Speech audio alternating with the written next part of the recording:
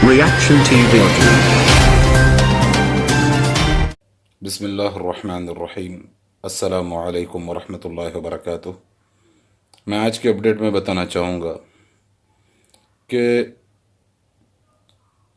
AIMIM all India मजलिस Ittehadul मुनाफिकीन, all India मजलिस इत्तेहादुल मुजरिमीन, इन्होंने एक बहुत ही बेहतरीन सपना देखा था।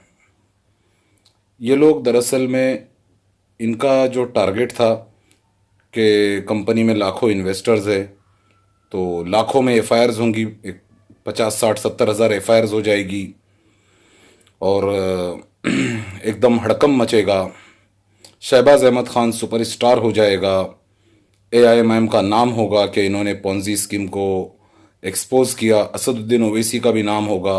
सब लोग भागे भागे शहबाज अहमद ख़ान के पास आएंगे और शहबाज अहमद ख़ान सबकी मदद करेगा। हर जगह से, हर स्टेट से, हर सिटी से FIRs होंगी। मगर ऐसा कुछ भी नहीं हुआ बिल्कुल इसका उलट। गिनती के 0.05% से भी कम लोगों ने FIRs करे और वो लोग भी आज फंस गए और इन लोगों को गालियां दे रहे हैं। बिल्कुल उलट काम हो गया और इनकी पार्टी AIMIM बदनाम हो गई। ओवैसी के मुंह पर चप्पल लग गई। असदुद्दीन ओवैसी का मुंह काला हो गया। असदुद्दीन ओवैसी जो कि एक रिक्शा ड्राइवर का बेटा है, इसका बाप एक रिक्शा ड्राइवर था, बाद में ऐसे ही फ्रॉड करते करते सियासत में आ गया, मस्जिदों की ज़मीनें हड़पी और न जाने क्या क्या किस किस की ज़मीनें खा गया और आंध्र प्रदेश की हाई कोर्ट ने भी इसको लैंड ग्रैबर डिक्लेयर कर दिया था 2007 में। तो इनका जो प्लान था वो बिल्कुल फेल हो गया। अब ये लोग बौखला चुके हैं और सबसे ज़्यादा बौखला गया है शहबाज अहमद ख़ान। अब दिल्ली भाग रहा है, यहाँ भाग रहा है, वहाँ भाग रहा है, चाह रहा है कहीं से कुछ हो जाए, कुछ हो जाए। होने वाला कुछ भी नहीं है। कंपनी जेन्युइन है और इंशाल्लाह नोहेरा शेख आपा बहुत जल्द बाहर आएगी और असदुद्दीन ओवैसी के मुंह पर कालिक लग चुकी है और मजीद कालिक लगेगी। और ऑल इंडिया मजलिस इत्तेहादुल मुनाफिकीन, ऑल इंडिया मजलिस इत्तेहादुल मुजरिमीन, ऑल इंडिया मजलिस इत्तेहादुल हरामखोरी, ऑल इंडिया मजलिस इत्तेहादुल फ्रॉड पूरी दुनिया में बदनाम हो जाएगी इंशाल्लाह। और मैं इस पार्टी के बर्बादी का जो सपना देख रहा हूं और जितना हो सकता है ट्विटर पर, सोशल मीडिया पर, हर तरीके पर मैं और मेरे साथ कई सैकड़ों लोग जुड़ चुके हैं जो इस पार्टी के बदनामी में मेरी मदद कर रहे हैं, इनको एक्सपोज करने में मेरी मदद कर रहे हैं, इनकी सच्चाई और असलियत को दुनिया के सामने उजागर करने में मेरी मदद कर रहे हैं और मैं अल्लाह ताला से सवाब की उम्मीद करता हूँ। असदुद्दीन ओवैसी जिससे आज तक इसको हीरा ग्रुप ऑफ कंपनीज और डॉक्टर नोहेरा शेख आपा से क्या डर है ये भी जान लो।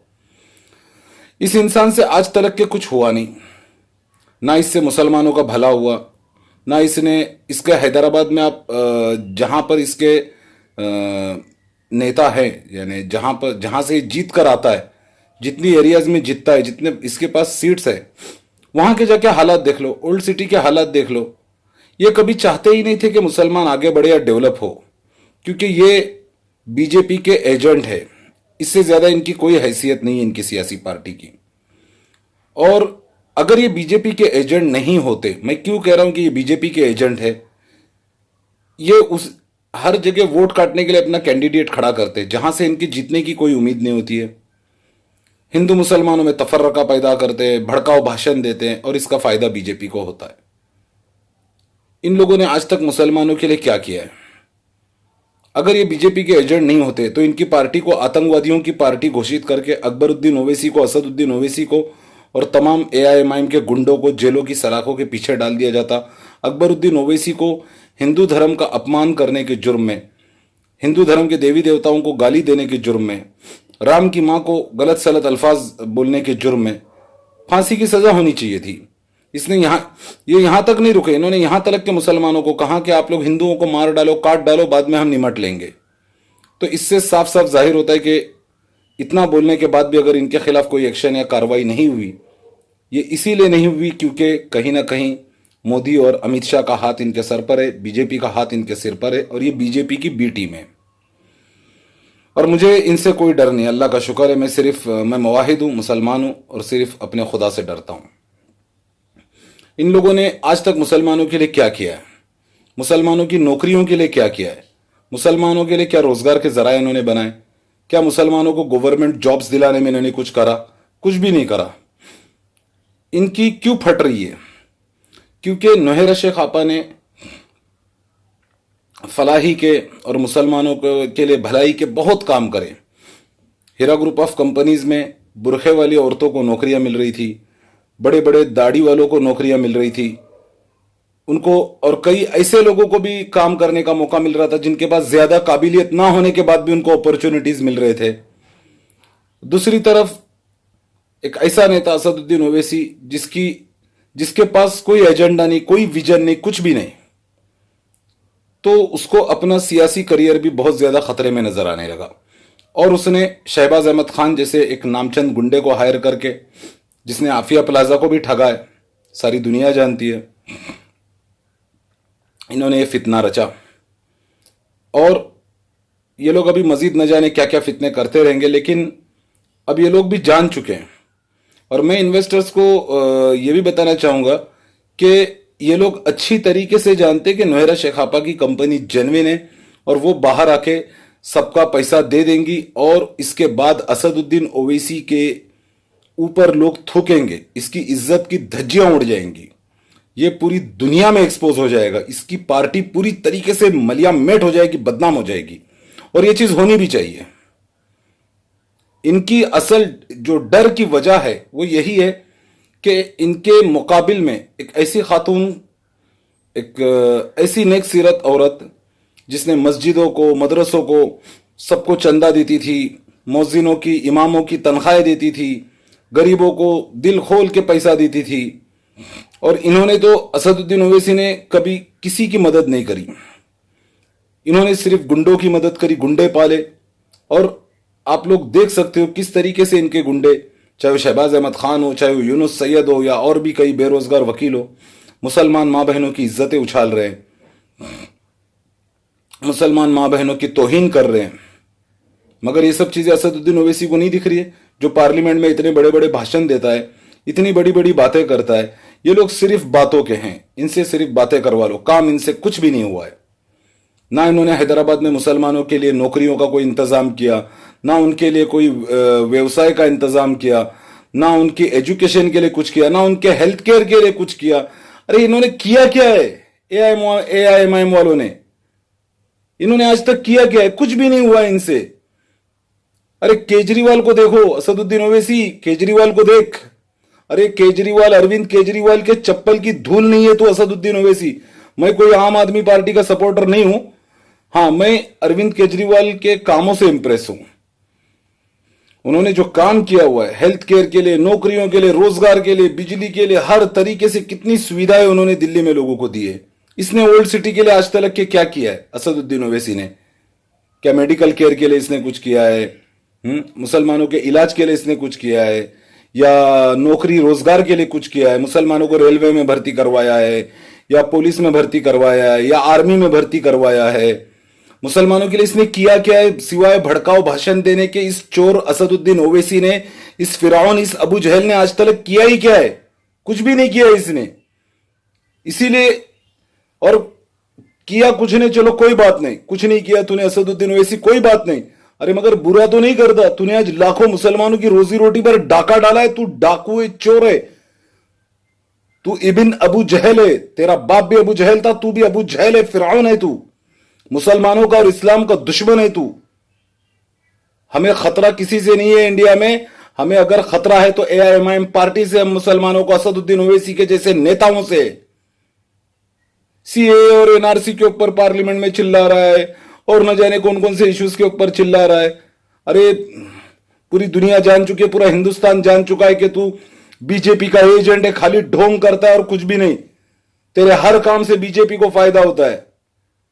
और मैं अभी खास करके कंप्लेनेंट्स को यह बोलना चाहूंगा कि आप लोग जाइए और असदुद्दीन ओवैसी का गिरेबान पकड़िए, शहबाज अहमद खान का गिरेबान पकड़िए। इन्हीं लोगों ने आप लोगों को उकसाया, आप लोगों को इस दलदल में ढकेल दिया है। आज कंप्लेंट करने वाले पछता रहे हैं, गालियां दे रहे असदुद्दीन ओवैसी को और शहबाज अहमद खान को।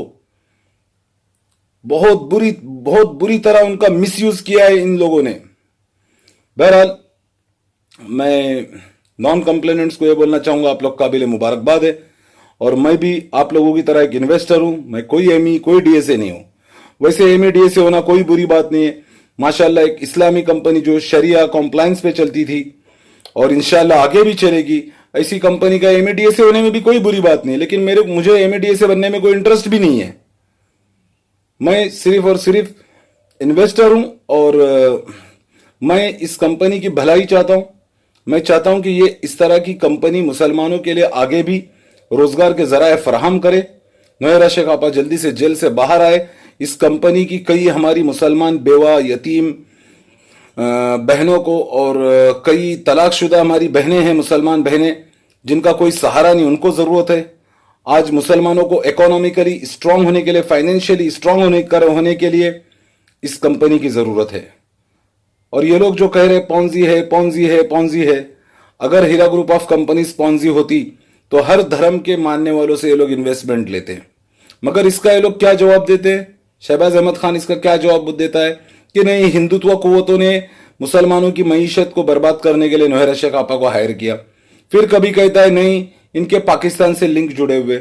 यहीं पर इनका झूठ पकड़ा जाता है। अगर ये हिंदुत्व कुव्वतों से मिली हुई होती नोएरा शेख आपा तो इनके पाकिस्तान से लिंक नहीं होनी चाहिए, और अगर पाकिस्तान से लिंक है, पाकिस्तान के टेररिस्ट ऑर्गेनाइजेशन से लिंक है, तो हिंदुत्व कुव्वतों से नहीं मिली हुई होगी। यानी इनकी बातें बिल्कुल ये इतने कज़्ज़ाब, इतने झूठे, इतनी इनकी पार्टी मबनी ही झूठ पर है। अरे अकबरुद्दीन ओवैसी, अल्लाह की तुझ पर लानत हो, मक्का मस्जिद में खड़ा होकर तू झूठ बोल रहा है कि जब मुझ पर हमला हुआ, मुझे जीप में डाला गया तो मुझे रसूल अल्लाह नजर आए, उन्होंने कहा जा अकबर तुझे कुछ नहीं होगा।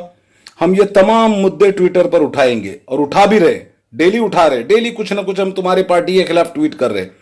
और आज मैं तमाम मसालिक के उलमाओं से भी ये कहना चाहूंगा कि आप लोगों को चाहिए कि इस पार्टी के खिलाफ आवाज उठानी होगी, चाहे आप लोग अहले हदीस मकतब फिक्र से हो, चाहे देवबंद से हो, चाहे बरेलवी से हो, किसी भी मसलक से हो। आज ऑल इंडिया मजलिस इत्तेहादुल मुनाफिकीन के खिलाफ हमारे उलमाओं को भी आगे आना होगा, क्योंकि यह पार्टी मुसलमानों की बर्बादी का प्रोग्राम कर रही है, मुसलमानों की बर्बादी का प्लान कर रही है। तमाम बड़े बड़े उलमाओं का आगे आना चाहिए और इस पार्टी के खिलाफ बात करनी चाहिए। यह पार्टी मुसलमानों की दुश्मन है, यह पार्टी इस्लाम की दुश्मन है। इन्होंने आज मुसलमानों को कितना बड़ा डैमेज किया है, हीरा ग्रुप ऑफ कंपनीज को डैमेज कर लाखों परिवारों को डैमेज किया है। अल्लाह ताला की लानत हो इनके ऊपर। बहरहाल मैं तमाम इन्वेस्टर्स को यह बोलना चाहूंगा, हमें घबराने की जरूरत नहीं है। जितने भी मेरे नॉन कंप्लेनेंट्स भाई हैं, इंशाल्लाह बहुत जल्द हमारा मामला सुलझ जाएगा। आप लोग पेशेंस बना के रखिए और वो दिन दूर नहीं है इंशाल्लाह कि बहुत जल्द हम सबको हमारा हक का पैसा मिलेगा। वाखिर दावाना अल्हम्दुलिल्लाह रब्बिल आलमीन। अस्सलामु अलैकुम व रहमतुल्लाहि व बरकातुहू।